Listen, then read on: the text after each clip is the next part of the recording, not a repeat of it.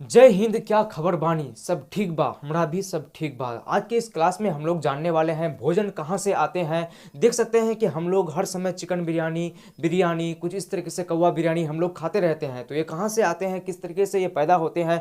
देख सकते हैं कि जंतु जंतु तो खुद ब खुद तो होता नहीं है। जंतु कुछ खाता है, घास फूस खाता है, कुछ ना कुछ तो वो खाता है तभी वो बनता है। तो ये किस तरीके से होते हैं, किस तरीके से हम लोग अपने भोजन के रूप में उसको लेते हैं, जंतु को भी लेते हैं, साग सब्जी को भी लेते हैं, किस तरीके से हम लोग अलग अलग प्रकार के चीज़ों को खाने के प्रयोग में लाते हैं।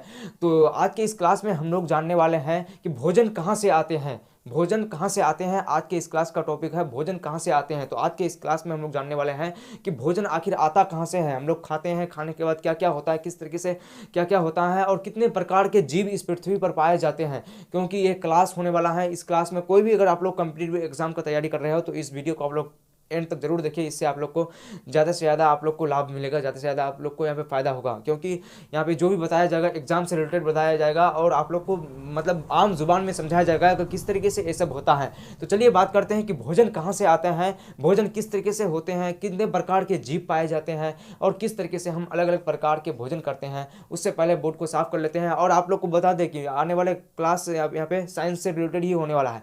5 क्लास आप लोग को साइंस से रिलेटेड मिलेगा, आप लोग रेगुलर उसको देखिएगा। और ये अभी जो मानचित्र के बारे में आप लोग देख रहे हैं, ज्योग्राफी ज्योग्राफी के 5 क्लास यहाँ पे कंप्लीट हो चुका है। तो अब साइंस से रिलेटेड क्लास होने वाला है। तो चलिए आज के इस क्लास को स्टार्ट करने वाला है, भोजन कहाँ से आते हैं।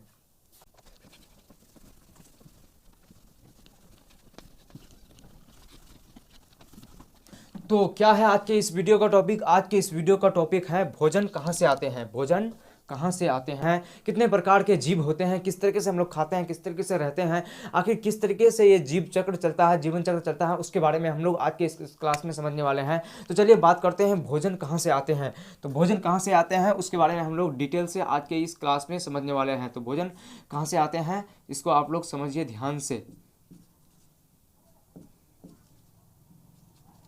तो भोजन कहाँ से आते हैं, भोजन भोजन भोजन कहाँ से आते हैं, भोजन कहाँ से आते हैं। तो भोजन कहाँ से आते हैं इसके बारे में आप लोग डिटेल से समझिए। तो भोजन कहाँ से आते हैं इसको आप लोग गौर से सोचेंगे तो भोजन किस किस प्रकार से होते हैं। हम लोग अगर जिस भी चीज़ को खाते हैं तो वो चीज़ कहाँ से आते हैं, या तो हम लोग को पेड़ पौधा से मिलता है या तो हमें जीव जंतु से मिलता है। इसके अलावा आप लोग सोच के देखिए किसी से मिलता है, किसी से नहीं मिलने वाला है। क्योंकि हम लोग जीव जंतु हम लोग पालते हैं, दूध मिलते हैं, अंडा मिलते हैं, मांस मिलते हैं, वगैरह वगैरह, इससे हम लोग को मिलते हैं। और अगर हम लोग खेती बाड़ी करते हैं तो उससे हमें अनाज मिलते हैं, उससे हमें तेल जो हम लोग खाते हैं वो मिलते हैं। और इससे भी अलग अलग प्रकार के दलहन तिलहन इस तरीके से मिलते रहते हैं। तो हम लोग को दो टाइप हैं, दो तरीका है भोजन के। कितने तरीका हैं, दो तरीका। एक पेड़ पौधे से आ जाते हैं, उसके पादप एवं उत्पाद उससे हम लोग करते हैं, और एक जंतु से होते हैं, जंतु के उत्पाद एवं उसके जंतु को हम लोग काट करके खाते हैं, इससे भी हो जाते हैं। क्योंकि बिरयानी में जो भी होता है उसको जंतु को काट कर ही खाया जाता है। तो सबसे पहले बात करते हैं पादप के बारे में। क्योंकि जानते हैं कि गाय गुरु भैंस बकरी जितने भी हैं ये सब क्या खाते हैं, ये भी पौधों को ही खाते हैं। उसके बाद वो बड़ा होता है, बड़ा होके फिर हम लोग उसको खाते हैं। तो सबसे पहले पौधों के बारे में बात कर लेते हैं। पौधे किस तरीके से होते हैं उसके बारे में हम लोग समझते हैं।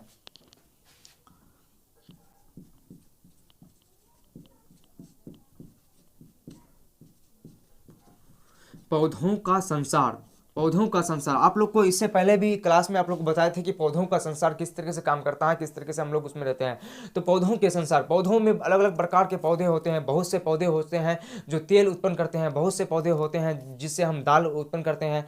जैसे मसूर हो गया, अरहर हो गया, राई हो गया, अलसी हो गया, कुछ इस तरीके से ये तेल देते हैं। तो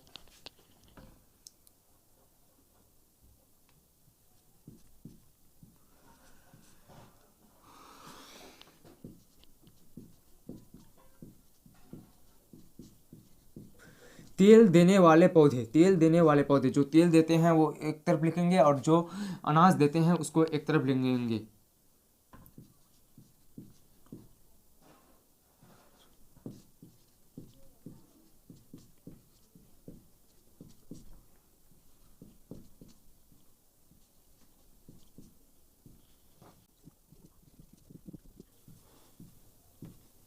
डायरेक्ट उपयोग में लाए जाने वाले पौधे, डायरेक्ट उपयोग में लाए जाने वाले पौधे। क्या हो गया? तीसरा नंबर डायरेक्ट लाए उपयोग में लाए जाने वाले पौधे। पौधों का संसार कुछ इस तरीके से यहाँ पे देख सकते हैं। पौधों का संसार, पौधों का संसार कुछ इस तरीके से हो गया। हम लोग इसको 3 भाग में बांटते हैं। तो 3 भाग में मतलब डायरेक्ट उपयोग में लाए जाने वाले पौधे, तेल देने वाले पौधे, अनाज देने वाले पौधे। कोई बहुत से पौधे होते हैं जिससे हम लोग 2 काम लेते हैं। जैसे तोड़ी का हो गया। तोड़ी किससे हम लोग उससे तोड़ी का जो बीज होता है उससे हम लोग तेल निकालते हैं। लेकिन जब वो छोटा छोटा होते हैं तो उसको हम लोग साग के रूप में भी प्रयोग करते हैं। आप लोग खाएंगे, गाँव देहात से आप लोग रिलेटेड हैं तो आप लोग उसको जरूर खाएंगे, इससे आप लोग इनकार मत कीजिए। तो कितने होते हैं? डायरेक्ट जो छोटे छोटे पौधे होते हैं, जो छोटे छोटे गाछ होते हैं, उसको हम लोग क्या करते हैं? छोटे छोटे पौधे को हम लोग जब इतना बड़ा बड़ा होता है उसको हम लोग साग के तौर पर खा लेते हैं। उसको तोड़कर हम लोग भरता बना लेते हैं। उसको तोड़कर हम लोग अलग अलग चीज़ बना लेते हैं। इससे हम लोग मतलब खाने में प्रयोग करते हैं। मतलब डायरेक्ट इसको प्रयोग करते हैं। डायरेक्ट उसके तना को ही हम लोग खा लेते हैं। जैसे आप लोग देखेंगे मूली देखेंगे। मूली हो गया। मूली के हम लोग क्या खाते हैं? मूली के जड़ को भी हम लोग खाते हैं। और उसके जो तना पत्ती होते हैं, मूली के जो पत्ती होते हैं उसको भी हम लोग क्या करते हैं? खाते हैं। जड़ को भी खाते हैं, पत्ती को भी खाते हैं। तो इस तरीके से इसके हम लोग 2 भाग को खाते हैं। कितने भाग को खाते हैं? 2 भाग को। अगर हम लोग सरसों इसमें हम लोग क्या खा लेते हैं? इसके बीज को हम लोग खाते हैं। उसके बाद उसके तना एवं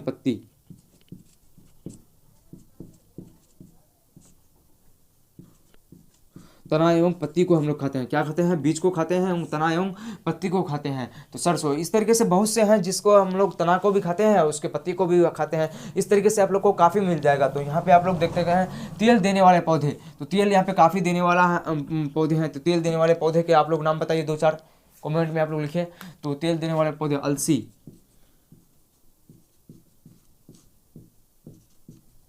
सरसों,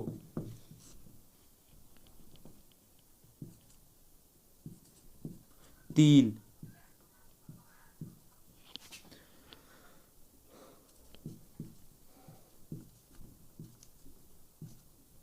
देखिए मात्रा में इसमें गलत हो सकता है क्योंकि हम लोग साइंस पढ़ रहे हैं। हम लोग किसी लैंग्वेज को नहीं पढ़ रहे हैं, हम लोग साइंस में पढ़ रहा है। साइंस में मात्रा गलत हो सकता है, इसमें आप लोग टेंशन नहीं लीजिएगा। अलसी का तेल हम लोग खाते हैं। सरसों का तेल हम लोग खाते हैं। तिल का तेल खाते हैं। सूरजमुखी का तेल खाते हैं। सोयाबीन जो होता है, सोयाबीन का हम लोग तेल खाते हैं।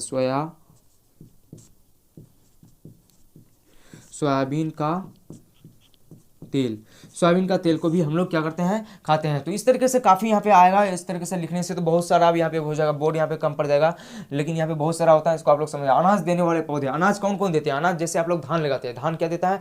अनाज देता है। और उसके तने को कौन खाता है? उसके तने को जो गाय गुरु भैंस होता है वो उस तरीके से खा लेते हैं। तो उसके बारे में तो बाद में बात करने वाले हैं। उससे पहले आप लोग को बताते हैं कि किस तरीके से अनाज को हम लोग खाते हैं।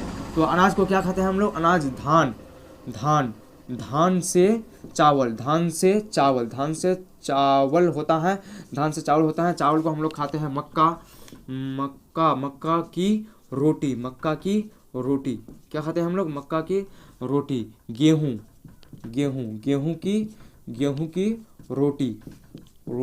की रोटी खाते हैं। इस तरीके से काफ़ी यहाँ पे जौ हो जाएगा। यहाँ पे जौ कितने लोग यहाँ पे जौ की रोटी खाए हैं? आप लोग कमेंट में जरूर लिख के बताएं। जौ की रोटी। इस तरीके से काफ़ी सारे हैं यहाँ पे जो हम लोग खाते हैं। धान से चावल जो होता है उससे हम लोग खाते हैं। मक्का के जो यहाँ पे मक्का को पीस के जो उसका आटा बनाया जाता है, उसके बाद उससे चपाती बनाया जाता है। चपाती को हम लोग काफ़ी मज़े से खाते हैं। और गेहूँ की रोटी को हम लोग खाते हैं। जौ की रोटी भी हम लोग खाते हैं। मरवा होता है, मरवा की रोटी को भी हम लोग खाते हैं। इस तरीके से काफ़ी अनाज होते हैं, इसको हम लोग खाने में प्रयोग करते हैं। तो आप लोग समझ गए होंगे कि हम लोग के खाने के लिए कहाँ से आता है। अब बात करते हैं कि जंतुओं के खाने के लिए कहाँ से आता है। उसके बाद हम लोग बात करेंगे मनुष्य के बारे में। तो जंतु के खाने के लिए कहाँ आता है? जंतु के खाने के लिए यही सब होते हैं। जैसे मूली होगा, मूली के गाछ को भी वो खा सकता है। पत्ता, किसी भी पत्ते को तोड़ कर खा सकते हैं। सरसों हो गया। इस तरीके से जो भी ये होते हैं, इसके जैसे धान होता है, धान के जो वो ये होता है, तना होता है, उसको हम लोग काट करके रख देते हैं। जो पुआल हम लोग कहते हैं उसको हम लोग वो खाते हैं, गेहूं के डंठल को भी खाते हैं, जौ की रोटी, इसको जौ जब छोटा छोटा पौधा होता है इसको भी गाय भैंस वगैरह खाते हैं। मक्का के जो पौधे होते हैं इसको भी खाते हैं। अब चलिए जंतु के बारे में डिटेल से थोड़ा जानते हैं, उससे पहले इसको आप लोग स्क्रीनशॉट ले सकते हैं या आप मिटा देते हैं।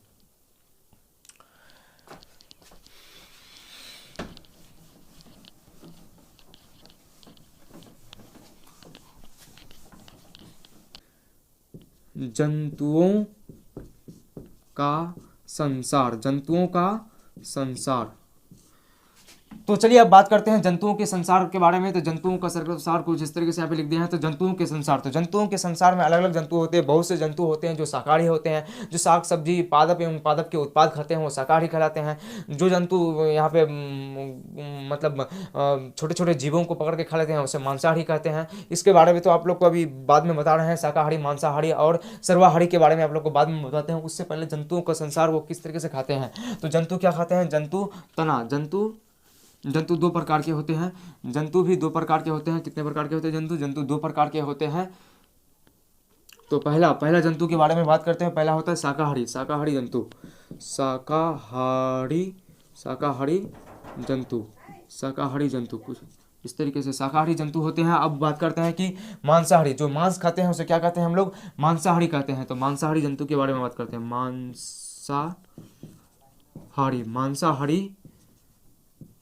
मांसाहारी जंतु तो दो टाइप के जंतु होते हैं। कितने टाइप के जंतु होते हैं, शाकाहारी जंतु और मांसाहारी जंतु। जो मांस खाने वाला होते हैं, जो छोटे छोटे जीव को खाते हैं उसे मांसाहारी कहते हैं। जो साग सब्जी खाते हैं उसे साग सब्जी, जैसे गाय भैंस, बकरी,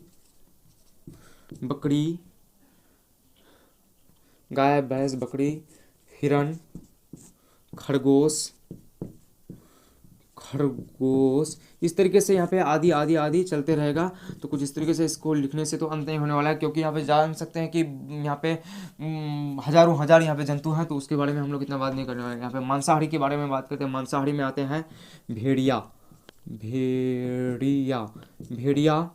शेर, बाघ आदि। मांसाहारी में कितने आते हैं, मांसाहारी में आते हैं भेड़िया, शेर, बाघ, कुछ इस प्रकार से। तो ये क्या खाते हैं, ये कुछ इस तरीके से पादप एवं पादप के उत्पाद को खाते हैं, यानी मतलब गाछ गठली को खाते हैं या उससे जो उत्पाद होते हैं उसको ये खाते हैं। पादप एवं पादप के उत्पाद को ये खाते हैं। पादप एवं पादप के उत्पाद, पादप एवं पादप के उत्पाद को खाते हैं। ये छोटे छोटे जीव जंतु को खाते हैं।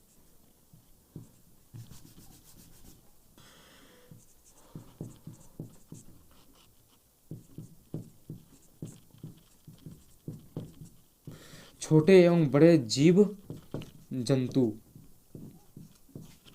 ये क्या खाते हैं, ये खाते हैं छोटे एवं बड़े बड़े जीव जंतु को खाते हैं। जो मांसाहारी जंतु होते हैं, वो क्या खाते हैं, छोटे एवं बड़े बड़े जीव को खाते हैं। और जो शाकाहारी होते हैं वो क्या खाते हैं, गाय भैंस बकरी, जो इस तरीके से होते हैं वो पादप होते हैं। वो क्या खाते हैं, पादप एवं इसके उत्पाद। जैसे हो गया पादप मतलब क्या हो गया, जैसे हो गया यहाँ पे मान लीजिए अगर आप लोग धान को मान लीजिए, धान का क्या होता है, धान से क्या निकलता है, चावल निकलता है, चावल हो गया। और उसका जो तना हो गया वो हो गया पादप एवं उसके उत्पाद। तो जो पादप एवं उस उत्पाद को खाते हैं उसे कहते हैं शाकाहारी जंतु कहते हैं। और जो मांस छोटे छोटे एवं बड़े बड़े जंतु को खा लेते हैं उसे कहते हैं मांसाहारी जंतु। चलिए अब बात करते हैं तीसरे नंबर का पॉइंट बात करते हैं कुछ इस तरीके से। पहला इसको रख लीजिए आप लोग, दूसरा इस तरीके से रख लीजिए और तीसरा कुछ इस तरीके से आएगा सर्वाहारी जंतु। सर्वाहारी जंतु में कौन कौन आते हैं उसके बारे में हम लोग देखते हैं। तो सर्वाहारी जंतु कौन होते हैं, तो सर्वाहारी मतलब जो सब कुछ खा लेता है, जो एकदम कुछ भी हो जाए सब कुछ खा लेता है, उसे हम लोग क्या कहेंगे, सर्वाहारी जंतु कहेंगे। अब बात करते हैं सर्वाहारी जंतु के बारे में। सर्वाहारी जंतु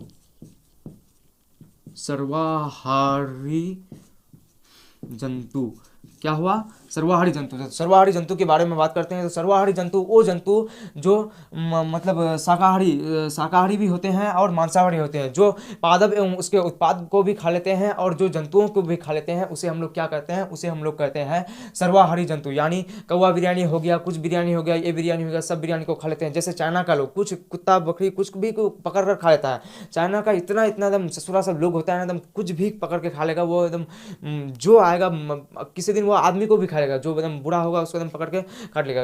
हो गया आपका टाइम खत्म, आप आइए इधर चाकू के नीचे आइए और आपको झलसा के कबाब बना के आप लोग को खाना शुरू कर देगा। कुछ इस तरीके से चाइना में इतना ससुरा साला क्या कर देता है, तो उसके बारे में तो बोलना ही एकदम गुनाह हो गया।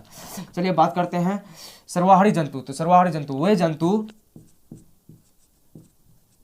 वे जंतु जो पादप एवं उसके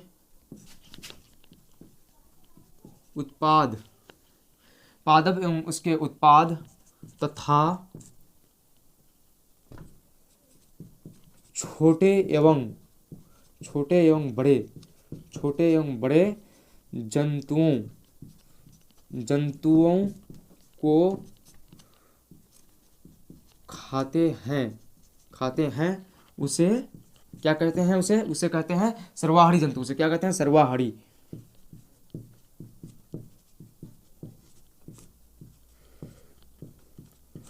जो ससुरा सब कुछ खा लेगा उसे हम लोग क्या कहेंगे, उसे कहेंगे हम लोग सर्वाहारी जंतु। क्या कहेंगे उसे, सर्वाहारी जंतु का कह देंगे। कुछ इस तरीके से कुत्ता बिल्ली सुअर गाय भैंस जो सब कुछ खा लेता है उसे सर्वाहारी जंतु कहते हैं। हमारे यहाँ तो नहीं चलता है इस तरीके से, मतलब चाइना में तो बहुत एकदम कुत्ता बिल्ली सुअर जो होता है सब कुछ को खा लेता है, तो हमारे यहाँ तो नहीं खाया जाता है। हमारे यहाँ जो खाने के लायक है उसी को हम लोग खाते हैं। जैसे खस्सी हो गया, भैंसा हो गया, बड़े बड़े भैंसा को भी हम लोग खा जाते हैं। हत्ती किसी दिन ऑर्डर मार देगा ना कोई आदमी, तो हत्ती को भी कोई किसी दिन गिरा के लोग एकदम खाने लग जाएंगे, क्योंकि देख सकते हैं कि कितने बड़े बड़े ऊँट जो भी ऊँट टूट होते हैं सब कुछ को खा लेते हैं। तो हम लोग कितने प्रकार को देखें, कितने प्रकार के जंतु होते हैं खाने के हिसाब से। तो खाने के हिसाब से 3 प्रकार के जंतु होते हैं, शाकाहारी जंतु, सर्वाहारी जंतु और दूसरा नंबर पॉइंट था, क्या था दूसरा नंबर पॉइंट था मांसाहारी मांसाहारी जंतु। तो कुछ इस तरीके से 3 टाइप के जंतु होते हैं, शाकाहारी मांसाहारी एवं सर्वा। तो आप लोग एक दिन अपने क्लास में ये सब पूछेगा कि किस दिन कौन क्या खाकर आया है, वो उसका नाम लिखेगा एक तरफ और किस तरीके से वो क्या क्या खाया है उसके बारे में आप लोग डिटेल से जानकारी हासिल कीजिएगा। और इससे रिलेटेड जो भी क्वेश्चन होगा, जैसे यहाँ से आप लोग को कई क्वेश्चन के बारे में बता देता हूँ जो इस चैप्टर से पूछे जाते हैं, तो कई क्वेश्चन को यहाँ पे बता देता हूँ आप लोगों को। तो आप लोगों को यहाँ पे क्वेश्चन कुछ इस तरीके से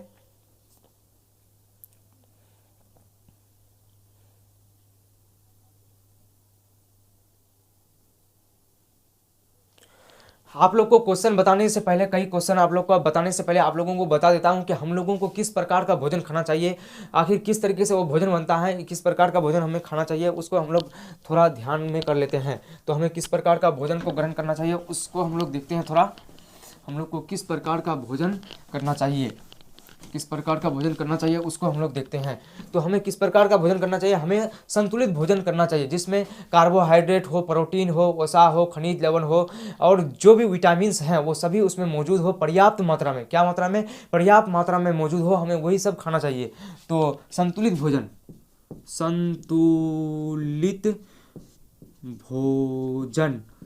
भोजन अगर हम लोग पादप में से संतुलित भोजन, तो एक संतुलित भोजन यहाँ पे हम लोग ले लेते हैं। नंबर 1 में लेते हैं चना या मूंग।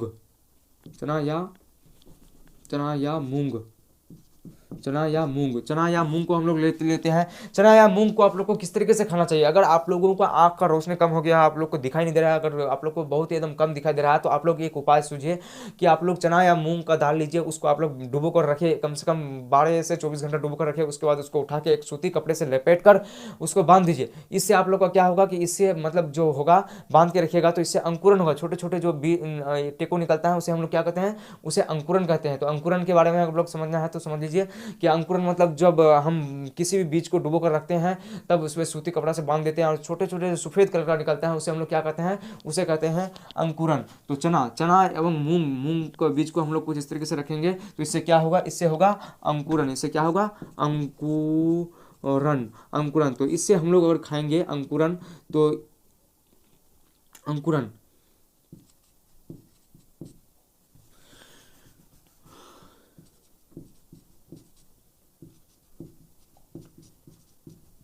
इसे खाने से सभी प्रकार की पोषक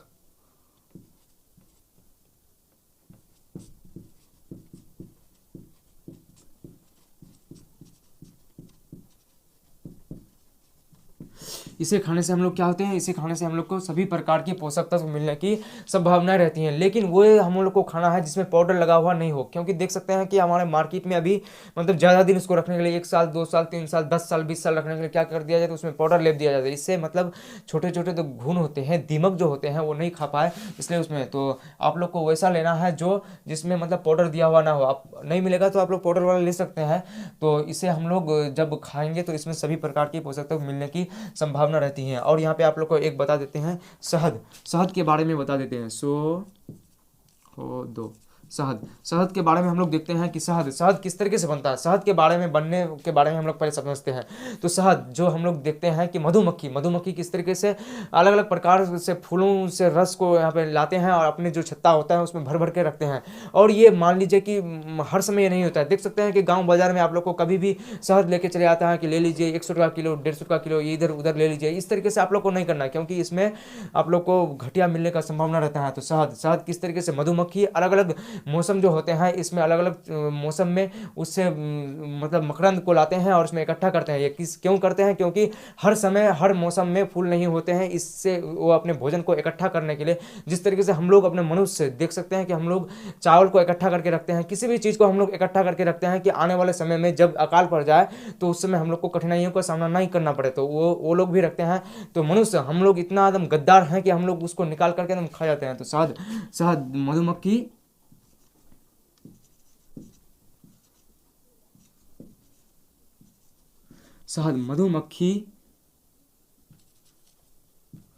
मधुमक्खी अनेक फूलों से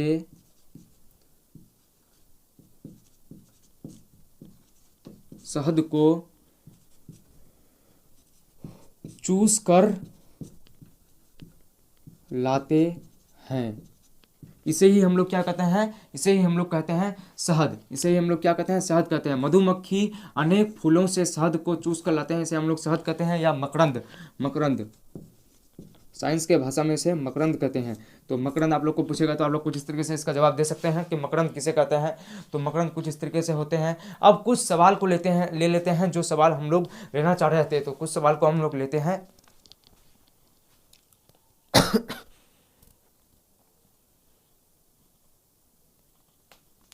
तो शाकाहारी मांसाहारी एवं सर्वाहारी को आप लोग समझ गए होंगे। इससे रिलेटेड अगर आप लोग को कोई भी क्वेश्चन आएगा तो आप लोग को कोई भी यहाँ पे डाउट नहीं होना चाहिए। अगर आप लोग को पूछेगा कि शेर कौन सा जंतु है, शेर कौन सा जंतु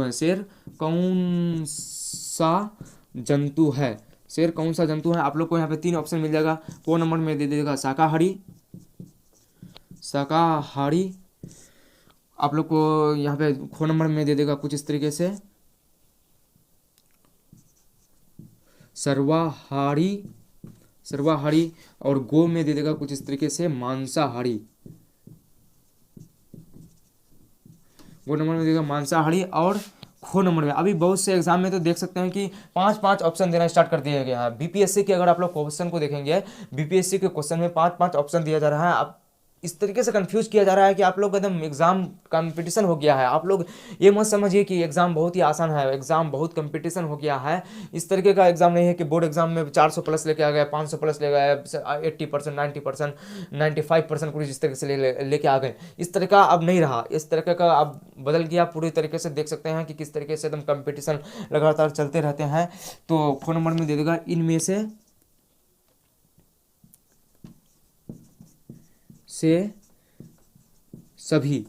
सभी या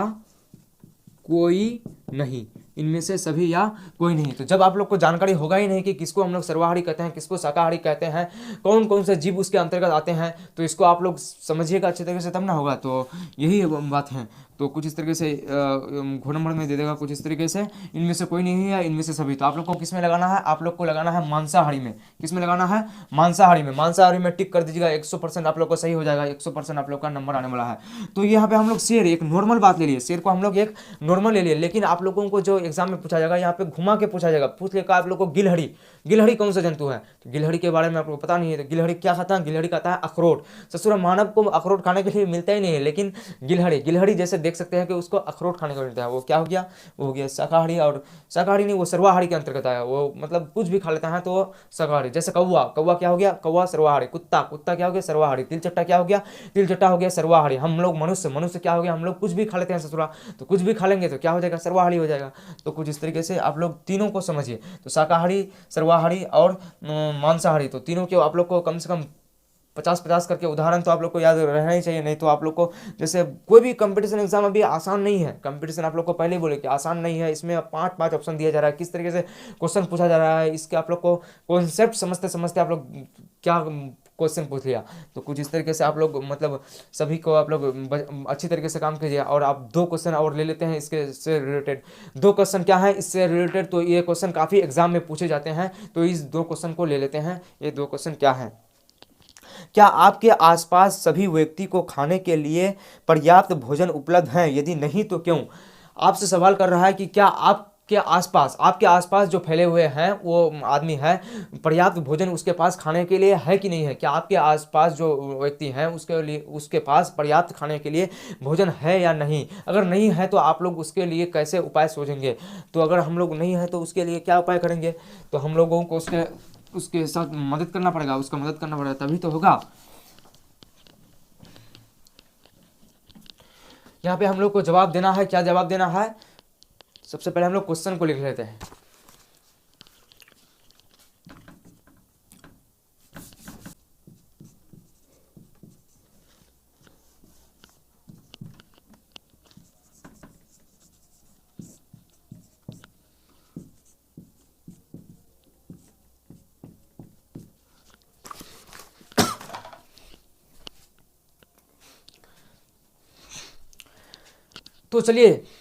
तो चलिए 2 क्वेश्चन जो था कुछ इस तरीके से हम लोग बोर्ड पर उसको उतार दिए हैं। आप लोग इसको अच्छी तरीके से देखिए और इसको समझने की कोशिश कीजिए कि किस तरीके से ये क्वेश्चन है और किस तरीके से इसका जवाब होना चाहिए। तो इसको आप लोग समझिए ध्यान से कुछ इस तरीके से। क्या आपके आसपास सभी व्यक्तियों को खाने के लिए पर्याप्त भोजन उपलब्ध हैं, यदि नहीं तो क्यों। यदि नहीं तो क्यों, आप लोग को कह रहा है नहीं तो क्यों, पर्याप्त भोजन उपलब्ध है, अगर नहीं है तो क्यों नहीं है। क्योंकि आप लोग सभी जानते हैं कि हमारे आसपास जो भोजन होते लोग होते हैं, जो गरीब होते हैं, बहुत सारे लोग जो अमीर होते हैं, लेकिन अमीर और गरीब में कोई भी फर्क नहीं होना चाहिए।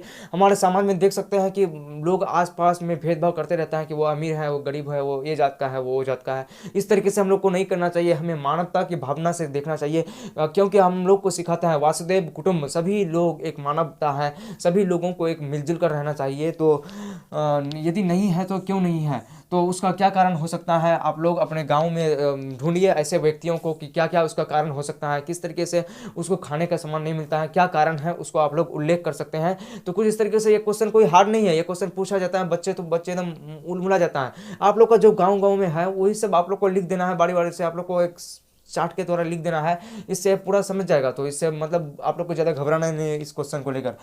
हम भोजन की बर्बादी किन उपायों से रोक सकते हैं, हम भोजन की बर्बादी को किन उपायों से रोक सकते हैं। देख सकते हैं कि आए दिन हम लोग भोजन को बर्बाद करते रहते हैं।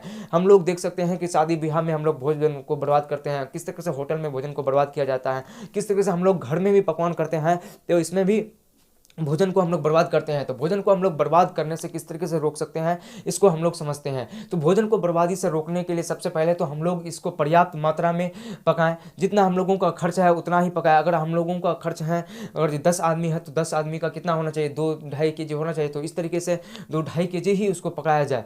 बार बार पकाने से तो कोई घाटा नहीं होगा ना, लेकिन इस तरह से करता नहीं है। इस तरह से हम लोग देहात में करते हैं क्या, एक ही बार में पूरा एकदम खोल देते हैं, जो होगा जो नहीं, जो खाएगा जो नहीं, सड़ेगा गलेगा, जो होगा समझेगा। इससे उससे क्या होता है, भोजन की बर्बादी हो जाता है। अगर आप लोग भोजन को ज़्यादा से ज़्यादा पका लिए तो अब क्या करना चाहिए, अब क्या करना चाहिए कि अब ख़राब होने से पहले उसको उस आदमी तक पहुंचा दीजिए जो उसके ज़रूरत लायक हो, जो उसके लिए मतलब अफोर्डेबल हो। क्योंकि देख सकते हैं कि हमारे गांव में या किसी भी जगह देख सकते हैं कि हमेशा कोई ना कोई भूखा रह ही जाता है। देख सकते हैं कि हमारे एक देश अनाज के भंडारण के लिए नंबर 1 में है, सालों साल अनाज भंडारण में पड़े रहते हैं, लेकिन आज भी हमारे देश के हजारों लाखों लोग जो है वो भूखे सो जाते हैं हर दिन। तो इसको हम लोग समझना चाहिए कि किस तरीके से भूखे सो जाते हैं, तो इस तरीके से लोग को ध्यान देना चाहिए। और सिख धर्म के लोग, वो लोग तो बहुत ही ये काम करते हैं, क्योंकि उन लोगों का काम है एकदम दानी करना।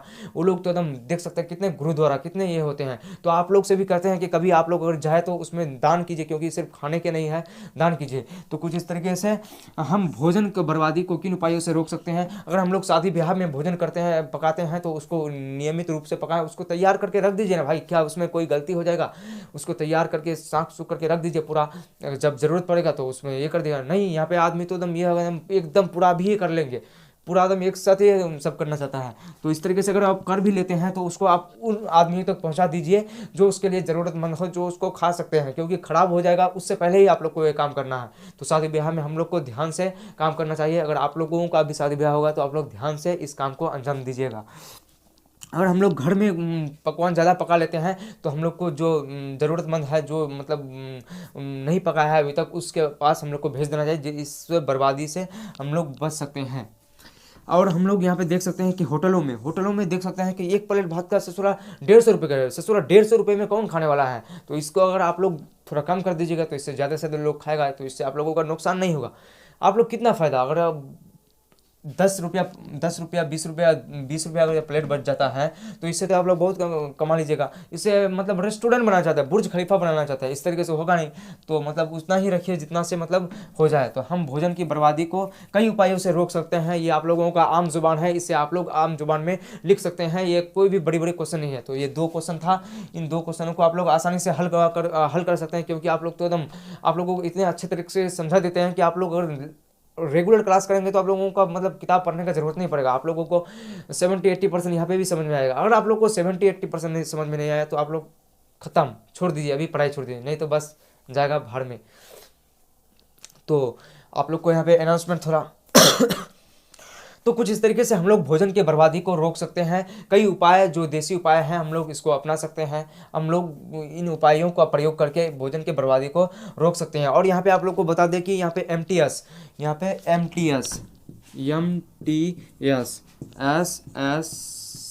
सिविल सर्विस कमीशन MTS कुछ इस तरीके से लॉन्च कर दिया है। तो MTS का तैयारी अगर आप लोग कर रहे हैं तो इस क्लास को आप लोग रेगुलर कीजिए, क्योंकि आप विज्ञान क्लास डेली 2 आने वाला है। तो आप लोग रेगुलर क्लास कीजिए। और SSC GD हो, SSC CHSL हो, SSC के कई एग्ज़ाम होते हैं। तो इस एग्ज़ाम को अगर आप लोग तैयारी कर रहे हैं, इस एग्ज़ाम के कोई भी तैयारी कर रहे हैं, तो आप लोग इस चैनल को देख सकते हैं। इसमें आप लोगों को पूरा डिटेल से पढ़ाया जा रहा है। GS से रिलेटेड जितने सब्जेक्ट हैं, GS मतलब जनरल स्टडीज़ जो भी सब्जेक्ट हैं, इसको आप लोग को पढ़ाया जाता है। तो फिर मिलते हैं नेक्स्ट क्लास में। नेक्स्ट क्लास 5 दिन तक यहाँ पे 5 क्लास यहाँ पे विज्ञान का होने वाला है। उसके बाद फिर आप लोग को बता देंगे कि कौन चीज़ का क्लास होने वाला है। तो फिर मिलते हैं नेक्स्ट क्लास में। Thanks for watching. जय हिंद।